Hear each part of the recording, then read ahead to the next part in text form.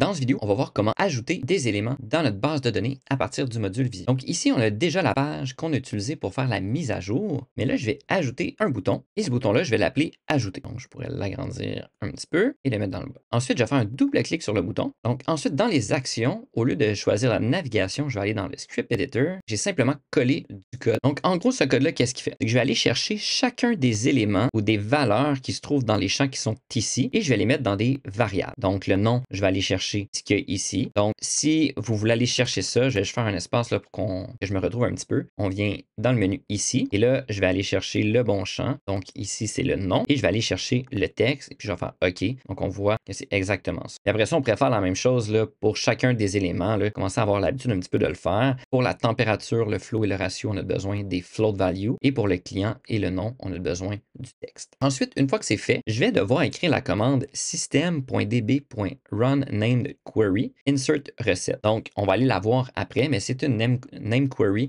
qui a été faite qui nous permettait d'ajouter des éléments dans notre table et on avait des paramètres. Donc, on avait le paramètre nom, client, temp, flow et ratio. J'utilise les mêmes noms et les mêmes paramètres qu'on a dans le name query. Et la variable que je mets ici, le name, c'est ce qu'on retrouve ici. Donc, name, client, temp, flow et ratio. C'est exactement la même chose qu'on a ici. J'aurais pu mettre directement ça aussi. Directement ici, le deuxième, le troisième, le quatrième, le cinquième. Mais ça fait une ligne qui est extrêmement longue et un petit peu moins facile à lire. Donc, je préfère le faire comme ça. Si vous voulez accéder facilement à cette commande-là, on peut écrire simplement système. Et quand je fais point, il nous offre les différentes options. Donc, ici, je vais aller chercher DB. Je vais faire entrée, point. Puis je peux commencer à écrire et il m'offre ce qui est possible. Donc, ici, le run named query et il nous donne un petit détail de comment la fonction va travailler. Donc, j'ai besoin du path, des paramètres, etc.